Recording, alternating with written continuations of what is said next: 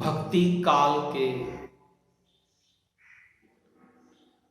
दूसरे प्रसिद्ध संत कवि सूरदास। वैसे तो कवि सूरदास हमारे लिए नवीन बिल्कुल नहीं है। SYBA S2 के पाठ्यक्रम में कवि सूरदास का अध्ययन हमने इसके पूर्व किया था।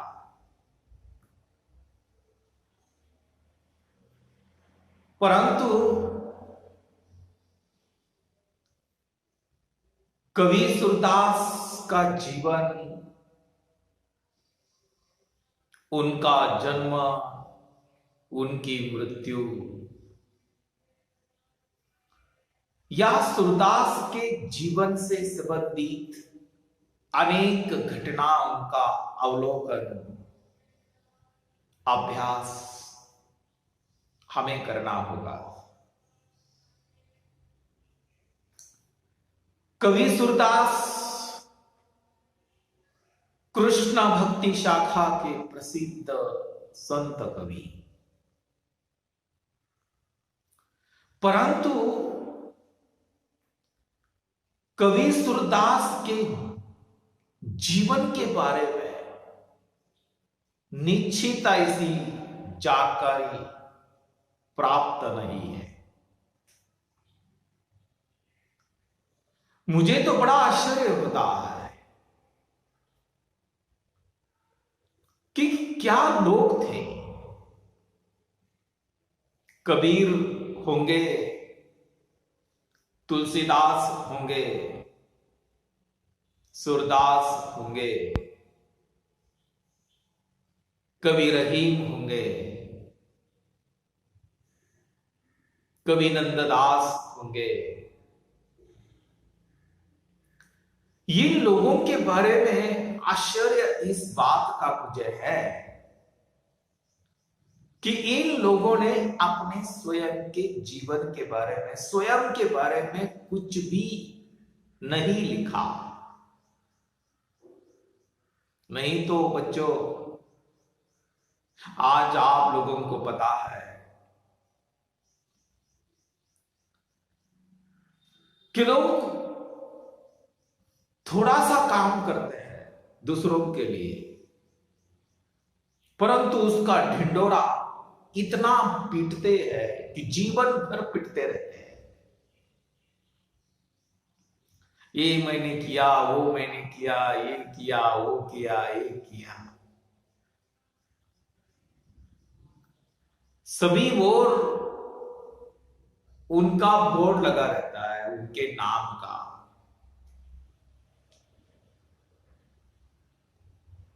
परंतु कवि सूरदास के जन्म और मृत्यु के बारे में निश्चित ऐसी जानकारी प्राप्त नहीं है। अंतः साक्ष्य, बाह्य साक्ष्य के आधार पर सूरदास का जन्म विक्रम संवत 1540 और मृत्यु विक्रम संवत 1641 मानते हैं। बच्चों, ऐसा कहा जाता है कि सूरदास आंधे थे। आंधे थे यानी देख नहीं सकते थे सूरदास। किंतु एक बात है बच्चों, इतिहास में तो लिखा है कि सूरदास आंधे थे, लेकिन मेरे जैसे एक सामान्य अध्यापक, शिक्षक को ऐसा लगता है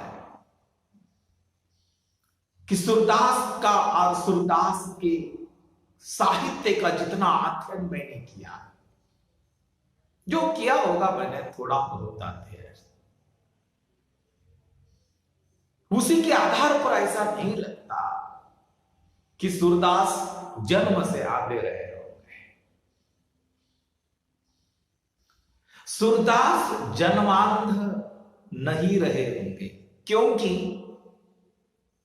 अरे सूरदास ने प्राकृतिक सौंदर्य का इतना सुंदर वर्णन, मनुष्य के रूप का अत्यंत सजीव वर्णन अपने काव्य में किया। एक आंधा व्यक्ति, जन्म से आंधा, जिन्होंने मनुष्य क्या होता है देखा नहीं, ये प्राकृतिक सौंदर्य क्या होता है उसने देखा नहीं, ऐसा व्यक्ति मनुष्य के रूप सौंदर्य का इतना सुंदर वर्णन, प्राकृतिक सौंदर्य का वर्णन कैसे कर सकता है?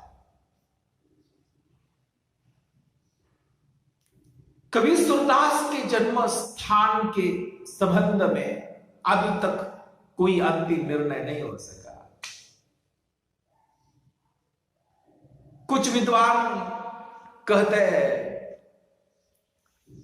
कि सूरदास का जन्म स्थान आगरा के पास रूनकता नाम का एक गांव है। कोई विद्वान कहते हैं कि दिल्ली से 4 कोस दूर सीही नाम का गांव सूरदास का जन्म स्थान है। बच्चों, कवि सूरदास जाति के सारस्वत ब्राह्मण थे। कवि सूरदास के संबंध में, एक ज्येष्ठ कवि के संबंध में, श्रेष्ठ कवि के संबंध में जन्मांत होने की जो बात है वह लोक विश्वास और जन श्रद्धा के लिए स्वाभाविक है। बच्चों, कवि सूरदास के बारे में कई कल्पना भी प्रचलित है, उसी को हम जनश्रुति भी कह सकते हैं। कवि सूरदास के बारे में ऐसा कहा जाता है कि सूरदास 5-6 साल के थे। सूरदास ने अपना घर छोड़ दिया, अपने मां बाप का घर छोड़ दिया सूरदास ने, ऐसा कहा जाता है। और अपने गांव से दूर अपने गांव से दूर एक झोपड़ी में जाकर रहने लगे अकेले। कितने साल के थे? 6 साल के थे सूरदास। ऐसा कहा जाता है कि गांव के एक खेतीगर ने सूरदास के लिए झोपड़ी बनवा दी थी और सूरदास के खाने पीने की व्यवस्था भी कर दी थी, प्रबंध किया था, ऐसा कहा जाता है। बच्चों, जिस समय मैंने सूरदास के यह 5-6 साल की घटना के बारे में पढ़ा, मैंने अभ्यास किया, तो मेरे सामने एक प्रश्न उपस्थित हो गया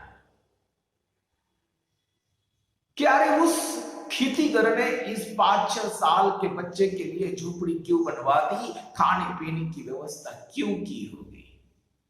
बच्चों, उसके पीछे कारण था। क्या हुआ था? उस खेतीगर की गाय गुम हो गई थी। क्या हो गई थी? गाय गुम हो गई थी। और उस खेतीगर ने सूरदास से पूछा, इस बच्चे से पूछा कि अरे बच्चे, मेरी गाय को देखा है? आंधे सूरदास ने उस खेतीगर से कहा था कि हाँ, तुम्हारी गाय पहाड़ी की तलहटी पर घास खा रही है, चल रही है। खेतीगर को अपनी गाय मिल गई, बड़े खुश हो गए और खेतीगर ने सूरदास को एक झोपड़ी बनवा कर दी, खाने पीने का प्रबंध कर दिया। इस सूरदास के संबंध में ऐसा कहा जाता है। सूरदास के संबंध में यह भी प्रचलित है कि एक बार सूरदास सड़क के किनारे कुएं में गिर पड़े थे।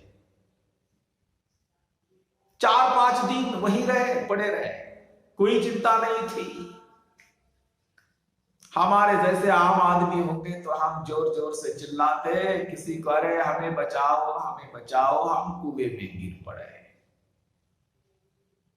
लेकिन सूरदास नहीं चिल्लाए, बचाने के लिए नहीं चिल्लाए। सूरदास सोचते थे अरे जिसे मेरी आवश्यकता है वही मुझे निकालेगा ऊपर।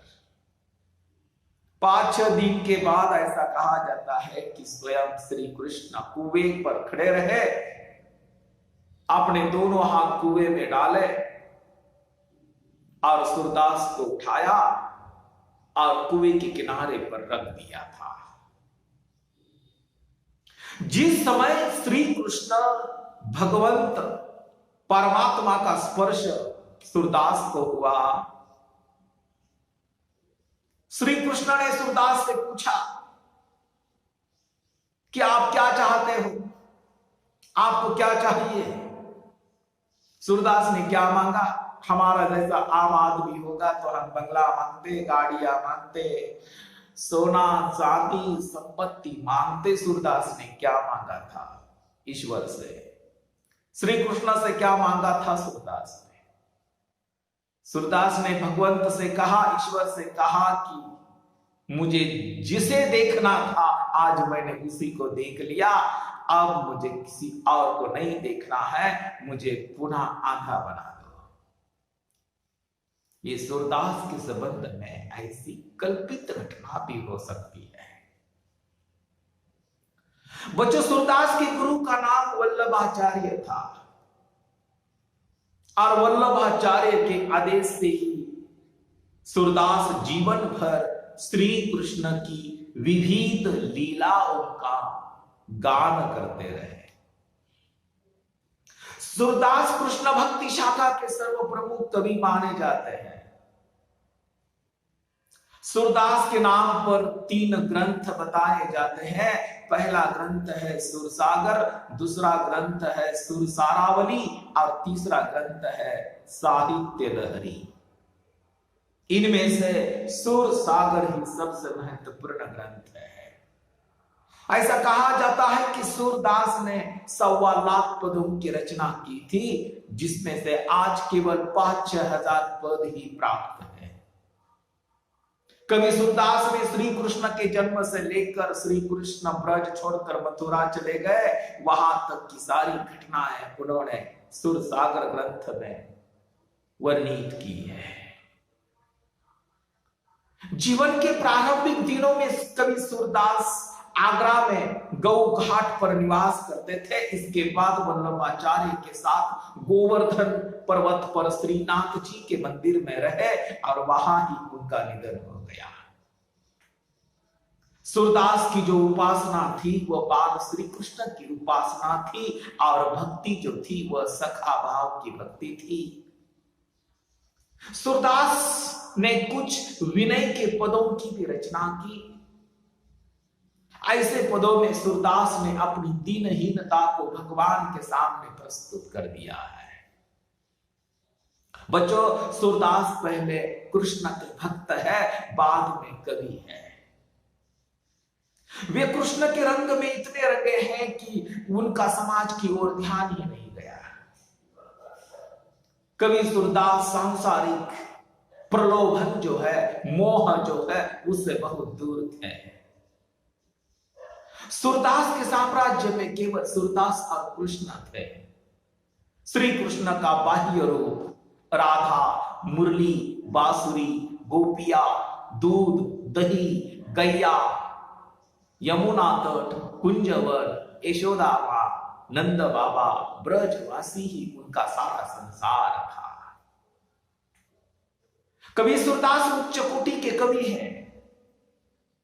श्रृंगार और वात्सल्य के क्षेत्र में उनकी दृष्टि जहां तक पहुंची है, किसी अन्य कवि की नहीं। सूरदास ने प्रथमतः वात्सल्य के संबंध में इतना सुंदर, इतना सूक्ष्म, इतना कुछ कहा है कि बाद के कवियों के लिए वात्सल्य के संबंध में कुछ कहने के लिए रहा ही नहीं, बाकी रहा ही नहीं। उन्होंने श्री कृष्ण के बाल्य जीवन के साधारण से साधारण, बारीक से बारीक जो घटना है उसी का चित्रण उन्होंने किया है, मनोवैज्ञानिक चित्रण किया है, कलात्मक चित्रण किया है उन्होंने। सूरदास को बच्चों माता पिता का हृदय मिला हुआ था। एक मां को जैसा हृदय मिलता है अपने बच्चे के लिए, उसी तरह श्री कृष्ण एक बच्चे की तरह सूरदास ने उनका वर्णन किया है। वे इस बाल गोपाल का सौंदर्य देखते ही रह जाते हैं। श्री कृष्ण का रूप सौंदर्य, श्री कृष्ण की बाल लीलाएं, श्री कृष्ण अपने नाजुक पैरों पर ठुमक ठुमक नाचते हैं, तोतली बोली में नंद बाबा को बुलाते हैं, गैयों को बुलाते हैं, माखन की चोरी करते हैं, माखन खाते हैं, दही दूध लुटाते हैं, विविध क्रीड़ाएं करते हैं, गोपियों के साथ यमुना के तट पर खेलते हैं, रास क्रीड़ा करते हैं, राधा के साथ छेड़खानी करते हैं, जंगल में गैया चराने के लिए गोपों के साथ चले जाते हैं। कृष्ण के समान नंद बाबा और यशोदा मां के प्रेम का भी, वियोग का भी अत्यंत सुंदर वर्णन, मनोवैज्ञानिक, ममतामयी, वास्तविक चित्र सूरदास ने अपने काव्य में किया है। यानी इस प्रकार देखा जाए तो सूरदास का काव्य ये ब्रज भूमि में पैदा हुआ। उनका प्राकृतिक चित्र विस्तृत रूप में और कृष्ण लीला उनकी पृष्ठभूमि में हुआ है।